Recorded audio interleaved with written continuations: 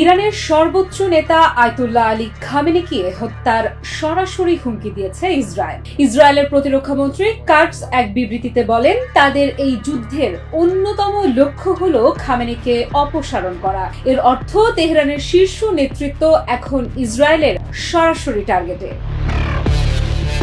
এই হুমকি এসেছে এমন এক সময়ে যখন ইরান চারদিক থেকে ক্ষেপণাস্ত্র ছুড়ে আঘাত করেছে ইসরায়েলের ওপর। সেন্ট্রাল ও সাউদার্ন ইসরায়েলের অন্তত 4টি স্থাপনায় ব্যাপক ধ্বংসযজ্ঞ হয়েছে। এর মধ্যে সবচেয়ে আলোচিত হামলাটি চালানো হয়েছে সোরোকা হাসপাতালের ওপর, যেটি এখন আংশিকভাবে অচল। এর পাল্টা জবাব দিয়েছে ইসরায়েলও। তারা আঘাত এনেছে ইরানের আরাক হেভি ওয়াটার রিঅ্যাক্টরে, যা একটি গুরুত্বপূর্ণ পরমাণু স্থাপনা। বিশেষজ্ঞরা বলছেন এটি ইসরায়েলের পক্ষ থেকে ইরানের পারমাণবিক স্থাপনায় সরাসরি প্রথম হামলা। এই উত্তেজনার মাঝেই হোয়াইট হাউস থেকে জানানো হয়েছে মার্কিন প্রেসিডেন্ট ডোনাল্ড ট্রাম্প এখনো চূড়ান্ত সিদ্ধান্ত নেননি যুক্তরাষ্ট্র সরাসরি এই সংঘাতে জড়াবে কিনা। তবে আভাস মিলছে পরিস্থিতির ওপর কড়া নজর রাখছে পেন্টাগন।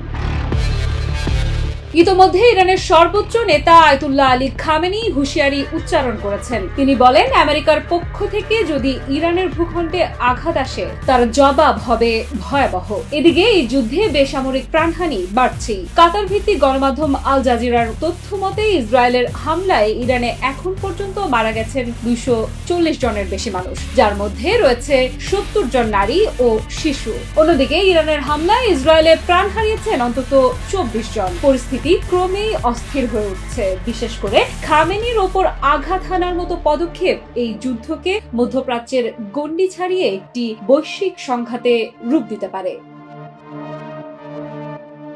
আফরিদা ইফরাত, নিউজ 24।